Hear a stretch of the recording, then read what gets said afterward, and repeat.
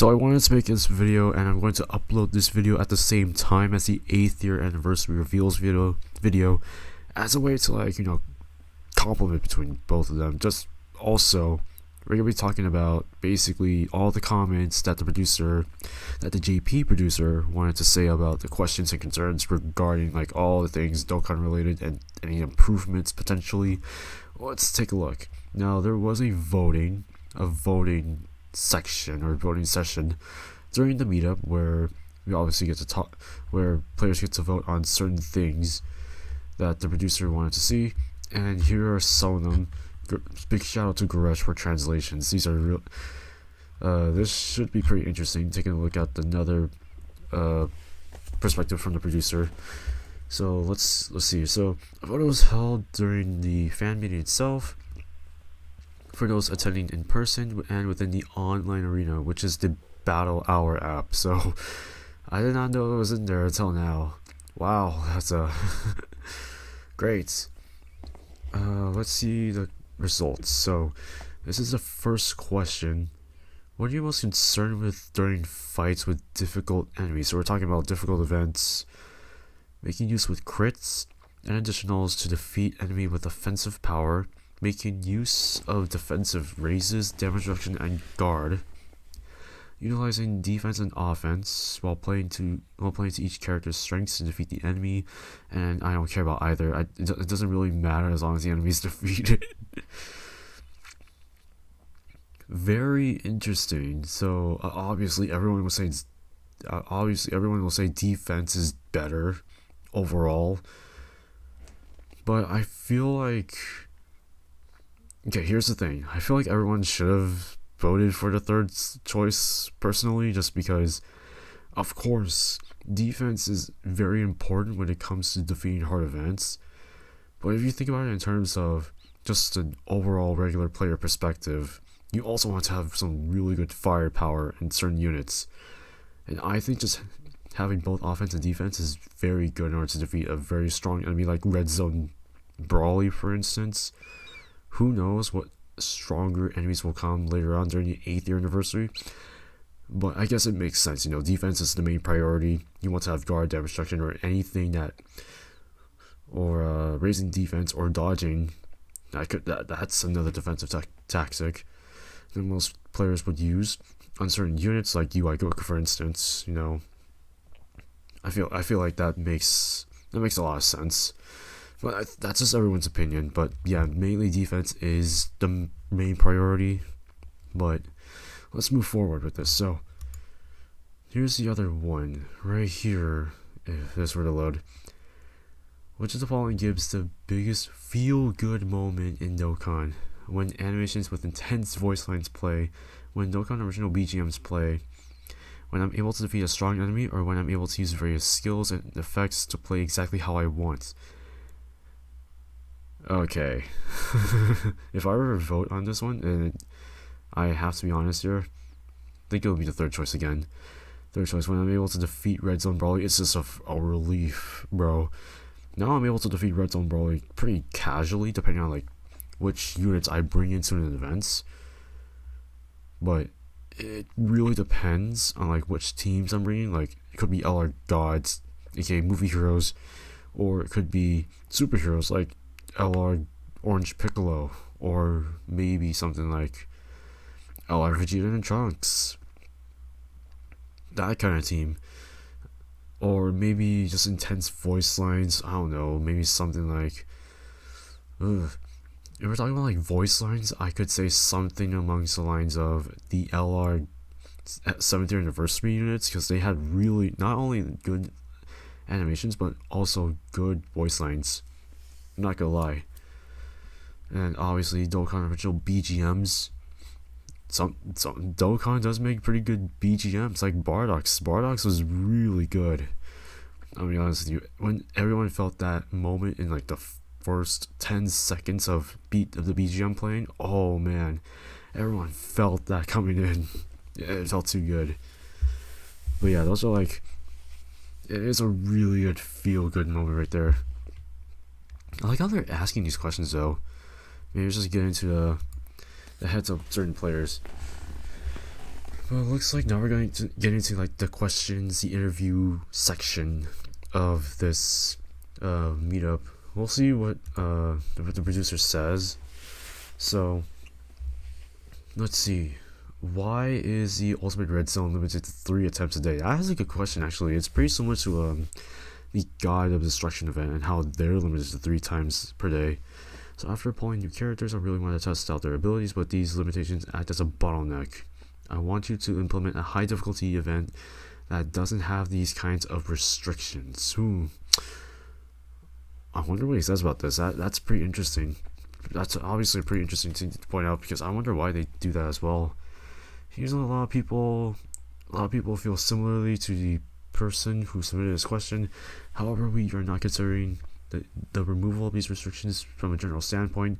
On the other hand, we are considering relaxing these restrictions a bit during special campaigns such as the anniversary. I'll be sure to discuss this with the rest of the development team. Interesting. So, let me put this in simple terms. We're not going to remove the restrictions, but we are considering making possible events that will loose these restrictions so that it is possible to test new units or new powerful units during the anniversary, or things such as the anniversary. That's basically what he's saying. From a development standpoint, I could kind of understand, developer and business understanding. It makes sense. You want to give something good, but you want to like pull it back a bit, I guess. I guess that's what they were doing for like most of these events.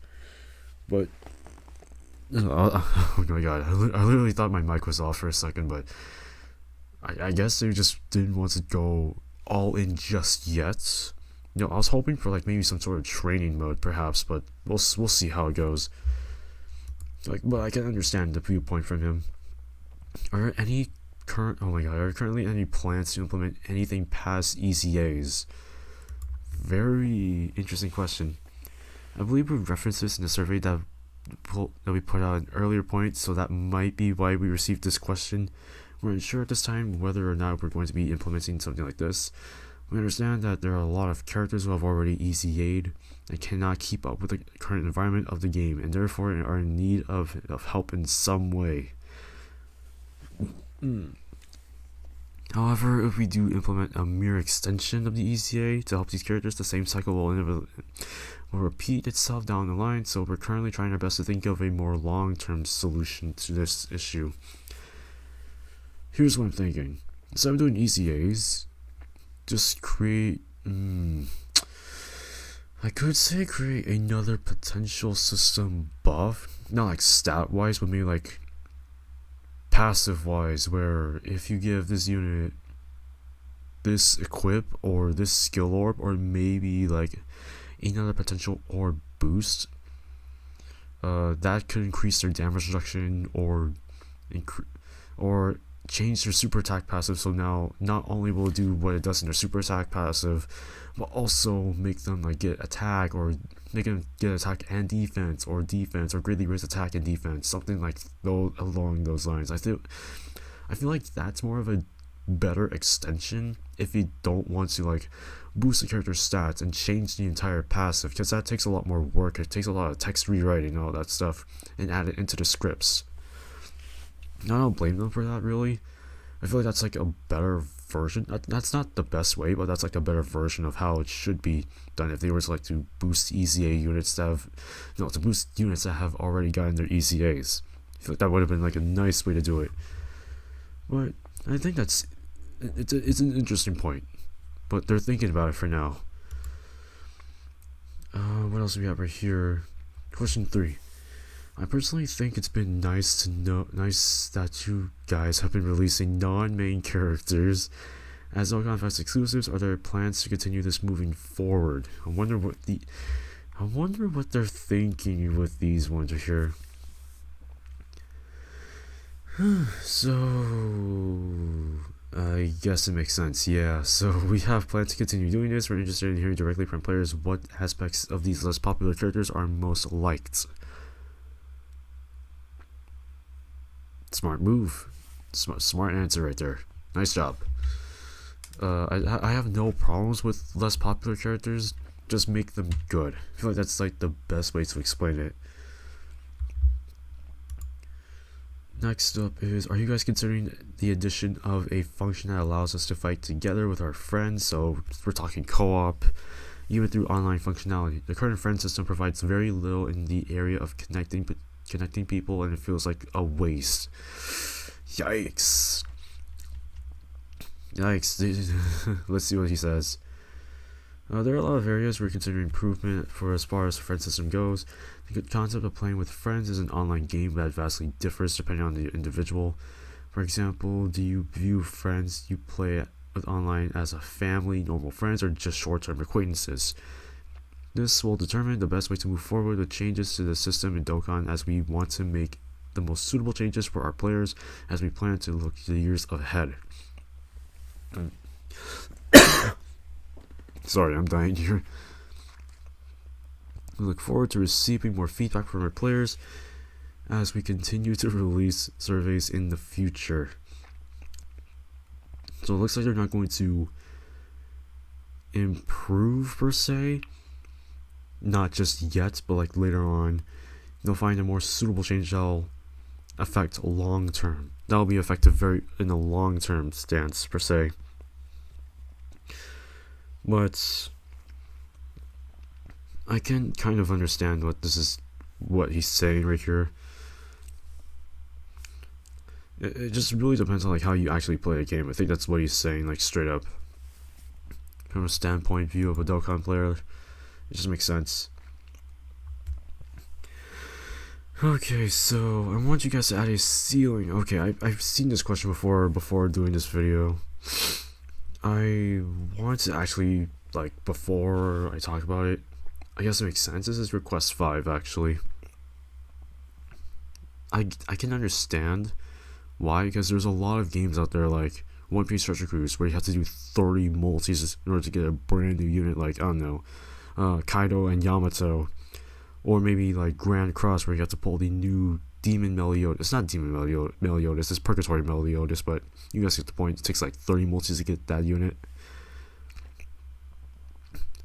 Personally, I feel like they're never going to change this. I want them to. I really want them to, because not only will it make them more money, but also have better chances of actually getting at least one new unit. But let's see what he says. As a player myself, I completely understand where this point is coming from. We understand that the titles contain certain pity systems exist where it is possible to acquire the newest character under the debut banner. In Dokkan, we have a gacha coins. Yeah. We have no plans to introduce a ceiling system where players would be able to guarantee a new character. The short answer is, we have a gacha system, or gacha coin system. Why should we make a ceiling? Why should we make a pity system?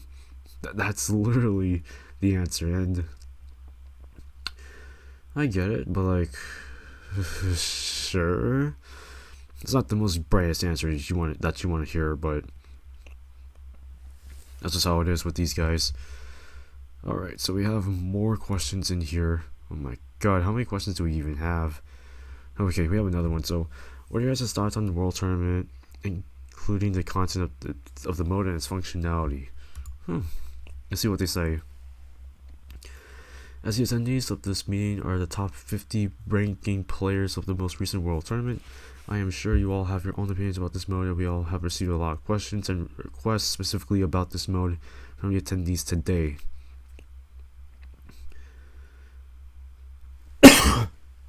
Sorry.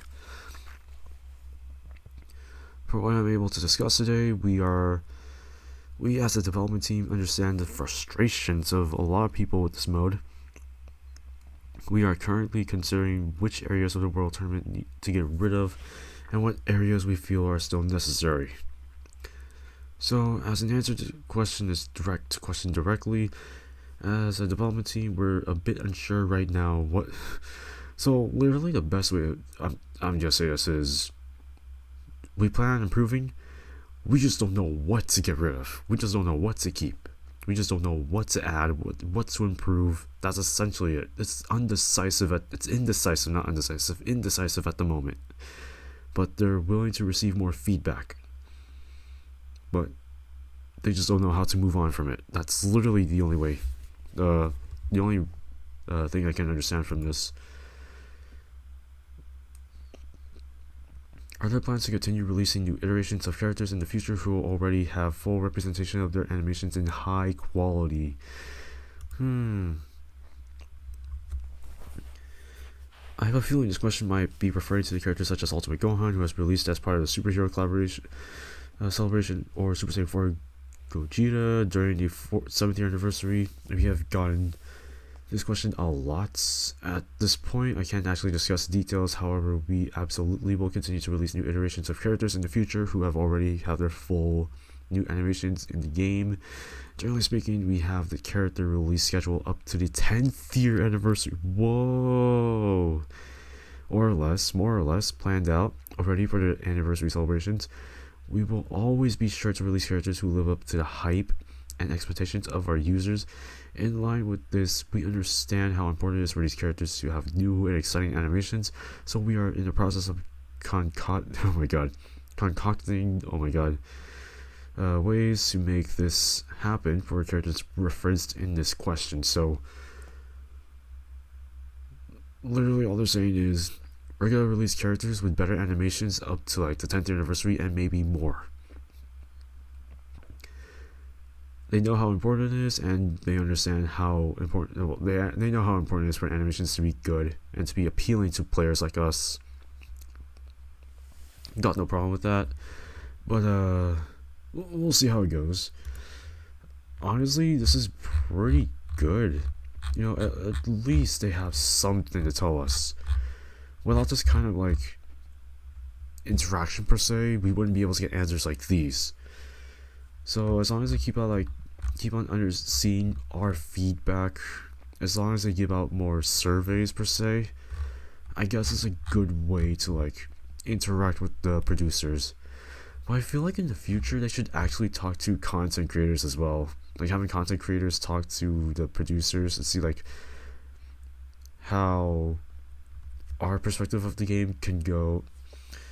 I just want like in-person direct interaction between them and content creators. I feel like that's another additional thing they should do if they were to continue doing something more than just this. But I like this. This is obviously a great start for improvement.